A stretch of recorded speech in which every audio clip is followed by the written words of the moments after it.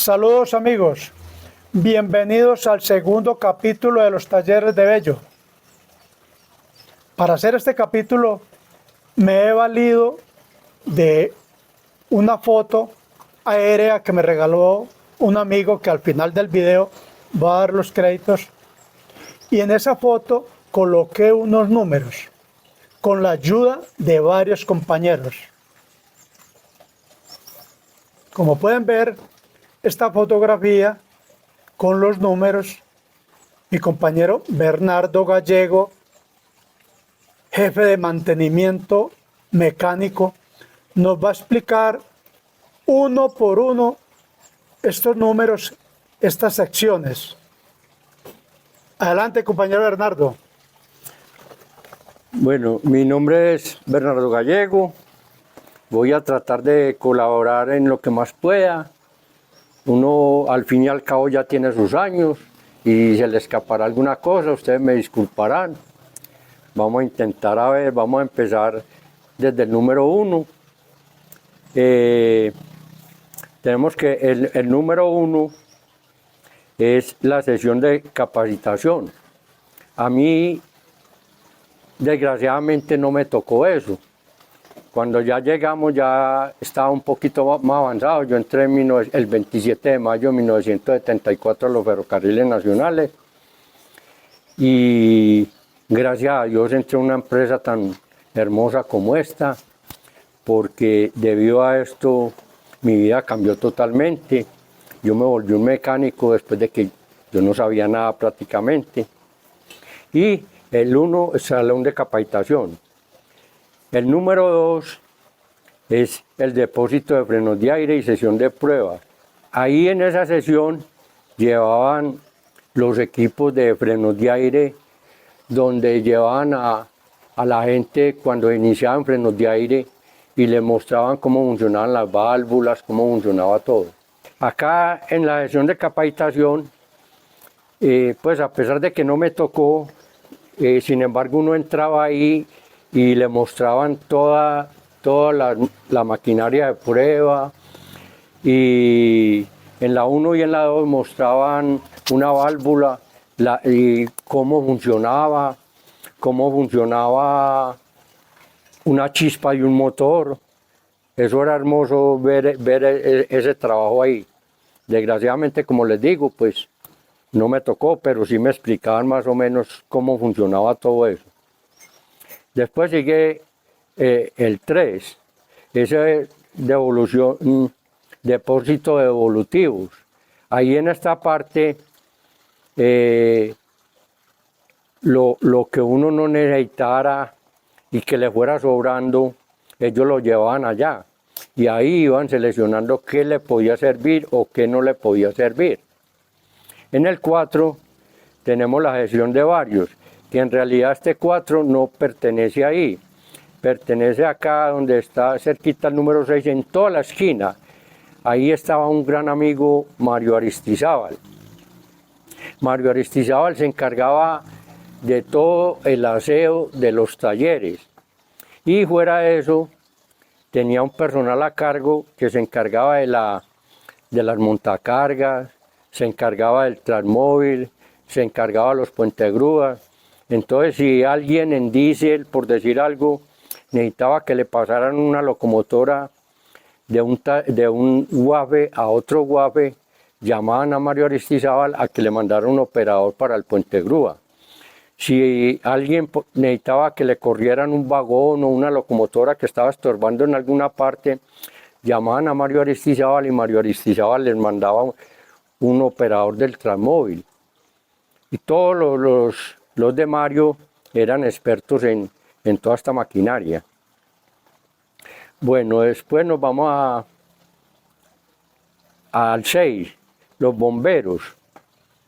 Ahí prácticamente los bomberos solamente tenían sus equipos, tenían los extintores, tenían los químicos para preparar sus extintores, pero las oficinas en sí las tenían en las oficinas donde figuraba Meneses, o sea, las oficinas principales.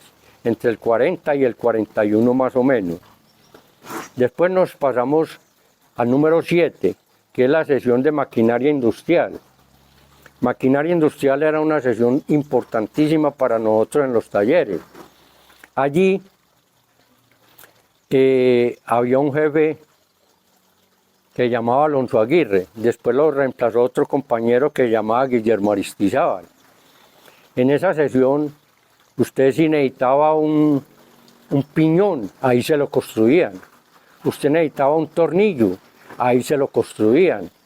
Usted necesitaba un buje para un motor, para un transbordador, para lo que fuera. Y ahí mandaban a la muestra a fundición, allá se lo fundían en el material que quisiera, en hierro, en aluminio, en bronce, y ya maquinaria entraba a maquinarlo. Y quedaban unos ajustes perfectos, hermosos, como si fueran originales. Buenas, mi nombre es Guillermo Aristizábal. Fui jefe de la sección de maquinaria industrial de los ferrocarriles en los talleres Bello. Les voy a hacer un breve recuento de lo que fue la sesión y lo que producíamos para los talleres, para las locomotoras, los carromotores y en general para todo el taller.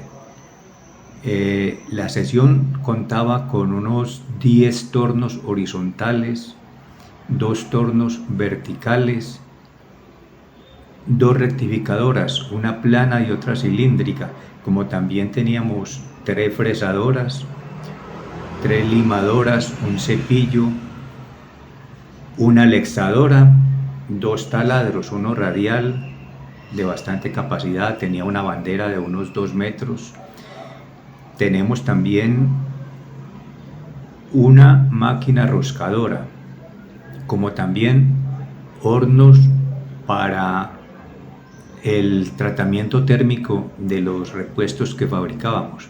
Allí fabricamos tornillería, cojinetes para los ejes de las locomotoras, se torneaban las ruedas de las locomotoras en torno de 1,5 metros de volteo,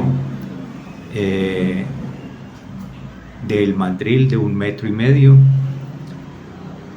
También se rectificaban las ruedas de los coches de tracción, se fabricaban repuestos para las diferentes sesiones, lo que se necesitaba, piñonería para los carromotores, en general repuestos y reparaciones como rectificar los inducidos de los motores de tracción y también del generador principal de la locomotora se rectificaban sus colectores. Infinidad de trabajos hacíamos, también hacíamos el tratamiento térmico de las diferentes piezas que fabricábamos.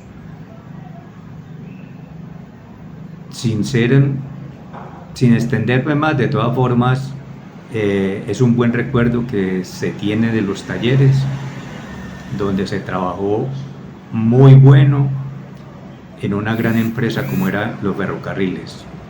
Hasta pronto. De ahí pasamos al 8.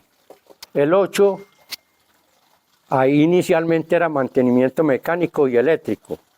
Después en una convención quedaron en que eso lo iban a cambiar y que los mecánicos trabajaran por aparte y los eléctricos por aparte.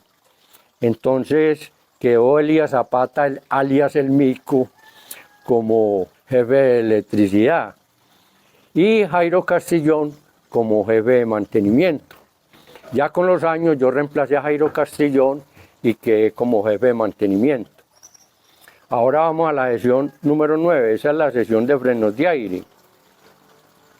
Ellos eran los encargados de toda la parte hidráulica y de aire del equipo rodante de la vía. Bueno, también se encargaban de las compresoras, que eran los encargados de suministrar el aire para todo el taller. Ese aire estaba repartido a través de una tubería y uno abría un tubo de aire de esos y eran 120 libras. Habían unas compresoras hermosas que están en la parte de adelante, ahí donde al frente prácticamente del tanque del agua, y había un señor solamente pendiente a las compresoras, que no se fueran a recalentar, que no se fuera a parar, que no se les fuera a quemar un motor, y pendientes de que no faltara el aire en todo el taller.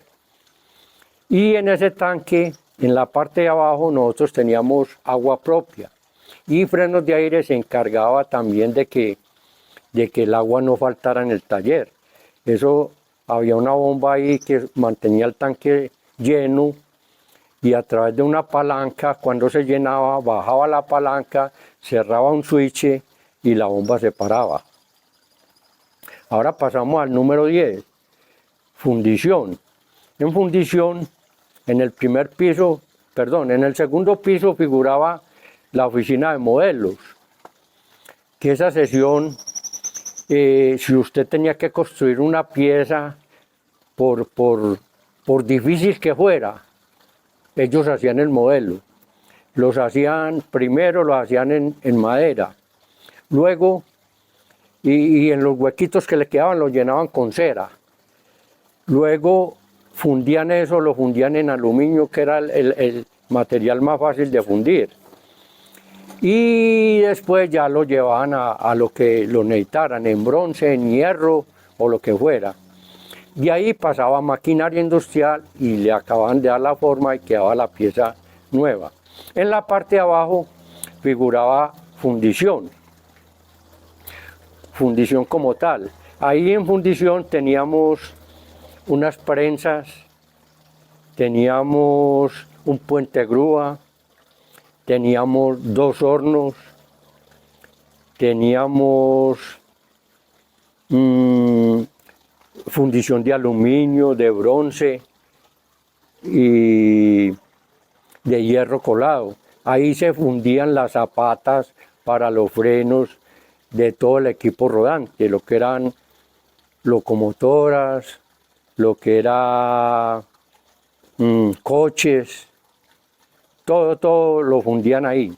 Y en la parte de encima de fundición había una sirena, que esa sirena funcionaba, la prendían 5 minutos antes de las 7 que se iniciaba la jornada de trabajo, para que la gente empezara a cambiar. Y volvía y repetía a las 7 en punto. A las 7 en punto ya todo el mundo debía estar laborando. Esa sirena era tan potente, eso lo escuchaban todo ello. Y todo ello, ya son las 7, ya son las 7. Eso era como las campanas de la iglesia para nosotros. Bueno, de ahí nos vamos al 11, que queda en la misma sesión, pero en la parte de atrás.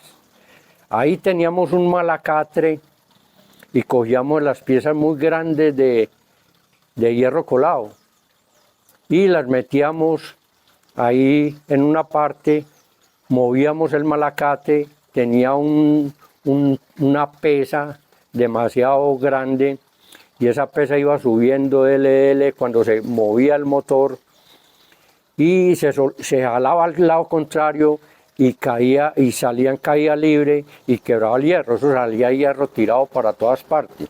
Ese hierro lo recogíamos, o lo recogían los de fundición y lo subían a través de carretas, lo llevaban a la parte de los hornos. Ahí había un ascensor que nosotros mismos de mantenimiento lo construimos, subían la carreta al segundo piso, con ella se iban rodando, llegaban hasta el horno, levantaban de la palanca la carreta y caía ya al horno. En la parte de abajo los hornos tenían una especie de tolvas y los fundidores iban mirando por ahí a ver cuándo el hierro estaba derretido. Toda la basura que salía eso se iba por una parte encima y ellos con unas barras iban jalando, iban sacando todo eso hasta que quedaba el hierro puro. Ya le arrimaban la grúa con una caneca y una manigueta y recibían todo ese hierro derretido, la grúa lo levantaba, iban a los moldes que hacían los fundidores, iban vaciando lentamente hasta llenarla completamente. Eso lo dejaban hasta el otro día. Al otro día desarmaban, salía una cantidad inmensa de tierra. Inicialmente había una zaranda en la mitad del salón. Esta gente tenía que coger a punta de pala, dele, y echar en esa zaranda. Y eso era un polvero impresionante, eso era demasiado dañino para la gente.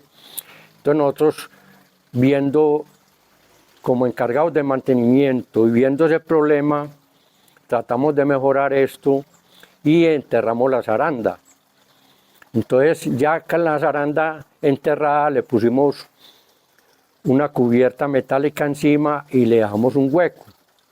Entonces acondicionamos una montacarga y adelante le colocamos como una barrera que fuera impulsando toda esa tierra, la llevara allá donde estaba ese huequito, formara un morro y un cliente, solamente un cliente con un palo iba chuzando para que no se taqueara, bajaba la zaranda, esa zaranda subía esa tierra a una tolva. Esa tolva la operaba un cliente que tenía una mezcladora. Esa mezcladora era para mezclar los químicos que se le echaban para poder formar las cajas, donde iban los moldes de las zapatas. Entonces él jalaba una palanca y le caía la tierra que él necesitaba, le echaba la bentonita y todos los demás químicos, el agua, prendía la mezcladora, iba revolviendo y ya la tierra quedaba listica para amasar. Entonces esta tierra se iba a través de una banda transportadora que nosotros también les construimos y iba llegando por la parte de encima. El operador jalaba una palanca, una especie de machete que llamábamos nosotros, llegaba la tierra ahí y iba bajando a cada prensa. Cuando se le llenaba la prensa, él solo jalaba la palanca, entonces volvía y subía y le seguía al otro, y así sucesivamente. Cuando alguien más necesitaba, bajaba su palanca y tenía su tierra. Entonces prácticamente automatizamos todo eso. Bueno, pasemos de ahí, sigamos vamos al 12, motores de explosión. Motores de explosión, prácticamente el trabajo de nosotros era poco, porque ahí solamente había un puente grúa. Entonces nosotros éramos los encargados del mantenimiento de ese puente grúa. Lo demás lo hacían los trabajadores que habían ahí, que inicialmente era don Rubén, después quedó el amigo José López, que era un maestro, un experto en todos esos motores. Era tan experto que una vez en la casa el hermano mío quería que le arreglaran el motor. Y él dijo, "Güey, yo voy". Y fuimos y lo reparamos en el garaje. Entonces, eso no lo hace cualquiera, eso lo hace un maestro. Bueno, en el 13 era la gestión de gobernadores. Ahí teníamos poco mantenimiento nosotros, porque los mismos de gobernadores, ellos reparaban sus máquinas. Ellos mantenían eso muy bien calibrado.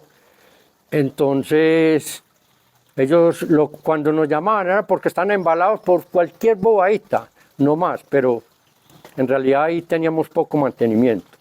Sigamos con la de 14. El 14 son las oficinas de mantenimiento mecánico y eléctrico. Estas oficinas en un principio funcionaban como una sola. Inicialmente a mí no me tocó, pero inicialmente, viendo la necesidad entre los talleres de una parte de mantenimiento, llamaron gente de todas partes, llamaron gente de motores de explosión y gasolina, llamaron gente de electricidad, llamaron gente de pintura inclusive y formaron una sesión de mantenimiento y eso era uno solo y con un solo jefe. Después con el tiempo ellas la dividieron y quedó mantenimiento eléctrico por una parte y mantenimiento mecánico por la otra. Cuando la dividieron quedaron Elías Zapata, alias El Mico, que hace mucho tiempo no lo veo, como jefe de electricidad. Por el otro quedó el compañero Jairo Castrillón, que era un maestro, una celebridad en mecánica. Mi respeto, Jairo, si de pronto ves esto. Y ahí nos dividieron y nos tiraron para la parte de atrás de fundición. Acá en esto figura como la parte 14 y en la parte de adelante figuraba el mantenimiento eléctrico y en la parte de atrás el mantenimiento mecánico. Ya después llegó, cuando se acabó el ferrocarril, para no irme a saltar esto y volver a empezar, cuando se acabó el ferrocarril, en esa parte quedó Leopoldo Montejo con Referco y las oficinas de Intesa. Estaba Morales, que prácticamente uno no tenía que ver con el ingeniero, sino con Morales. Bueno, ahí vamos para el número 15. Ese era el lavadero diésel. Bueno, en el lavadero diésel había una máquina hermosa, que era una bomba de alta presión. Era tanta la presión que eso le podía poner una boquilla diminuta y cortaba madera, cortaba papel. Entonces era una bomba que no la manejaba cualquiera. Y la presión era tanta que eso, si usted cogía la pistola y no la sabía coger, lo tumbaba, lo revolcaba o le daba la vuelta.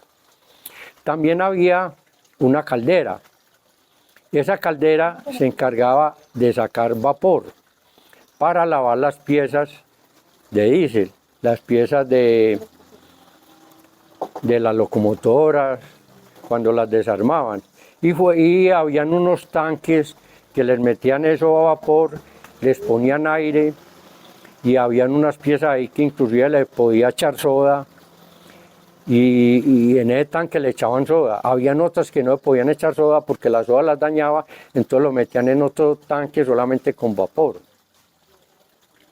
Bueno, ahora vamos al 16. El 16 era la sesión de material rodante, era estructuras, vehículos de carga.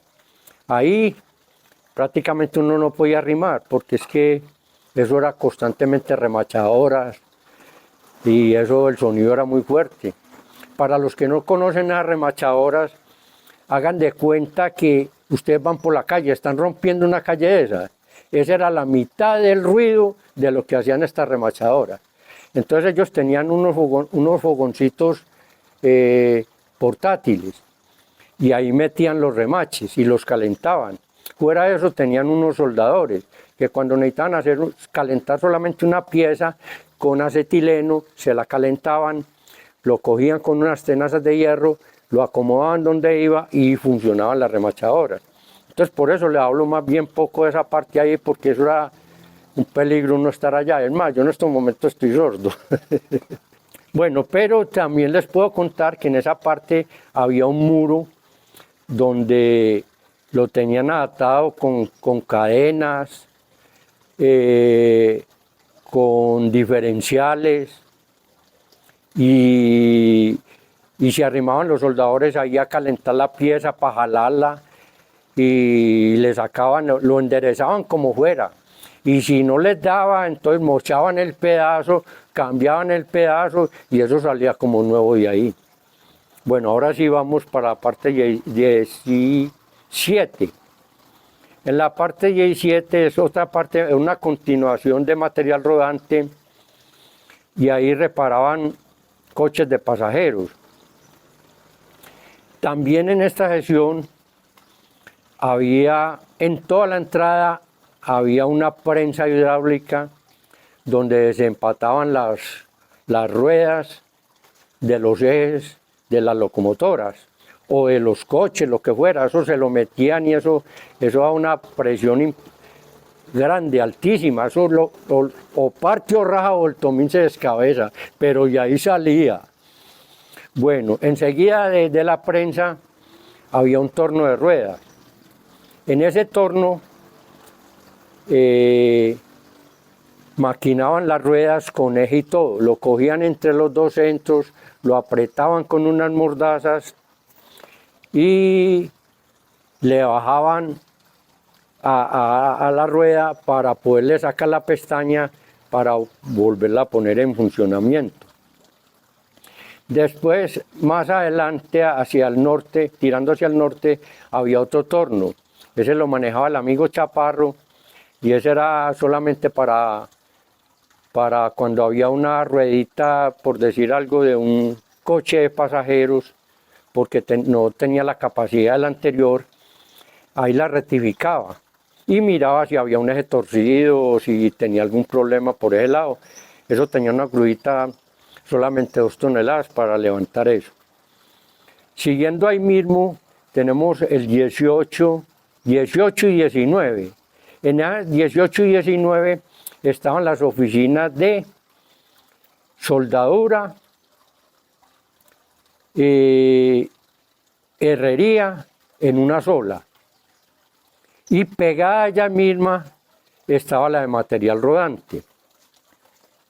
Ya al lado izquierdo, entrando por la sección donde está la prensa y a mano izquierda estaban la maquinaria de herrería, que era un martillo neumático hermoso, que eso el cliente tenía que operar una palanca y otro, ellos tenían un hornito ahí donde calentaban la pieza. Y cuando estaba al rojo vivo, el cliente cogía la pieza, la llevaba al horno y él mismo tenía que operarla. Perdón, la operaba otro operador. Entonces no sabía el golpe que necesitaba. Entonces nosotros como mantenimiento, para hacer una mejora, le pusimos una palanca y al mismo tipo con el pie la podía operar suave, más fuerte, como él quisiera. Entonces no tenía peligro de que eso le fuera a rebotar. Y la moldeaba la forma. Era tan bueno el martillo que ahí hasta marañas hacíamos. Nosotros comíamos un pedazo de hierro y hacíamos un martillo y le dábamos la forma. Y con él al rojo vivo le metíamos un punzón y ya le quedaba el hueco. Ahí también hacíamos cinceles, punzones, con un eje, con un resorte y una locomotora. Nosotros lo poníamos al rojo vivo, lo estirábamos y le dábamos la forma de cincel, de martillo, de punzón, de lo que necesitáramos. Bueno, en ese mismo edificio, en la parte de atrás, estaba reparación de truques y reparación de rodamiento. Esos son el 21 y el 22. Ahí me acuerda mucho el negrito Moisés Mora, que era el maestro en eso, y ya hasta que él llegó a jefe, ya lo colocaron a él en estos trabajos. Ahí tenían un puente grúa, que nosotros lo llamamos el pórtico. Lo llamamos el pórtico porque haga de cuenta una portería. Tenía una viga horizontal, tenía 2 vigas a los lados y 2 a los otros lados, y eso se traccionaba a través de un motor con una cadena. Entonces el cliente oprimía un botoncito y la grúa andaba para allá, para acá o horizontalmente. Y ahí iban llevando las ruedas para acomodarle los rodamientos. Bueno, ahora sí vamos a pasar al 23. El 23 era el almacén. En el almacén se manejaban pocos repuestos, allí eran las oficinas del almacén. Y ahí se manejaba pocos repuestos. Los repuestos por lo regular los llevaban a los otros depósitos del mismo almacén.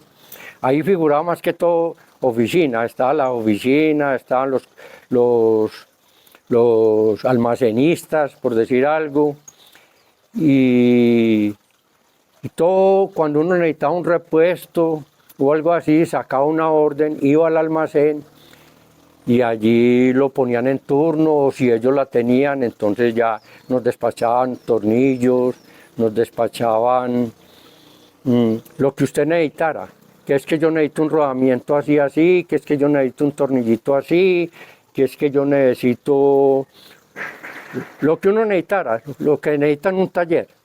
Bueno, después vamos ahí mismo, a un lado, a través de un puentecito que hay prácticamente, está el 24, es la sección de carpintería. En carpintería le trabajaban a los coches de pasajeros y todo lo que relacionado con la madera.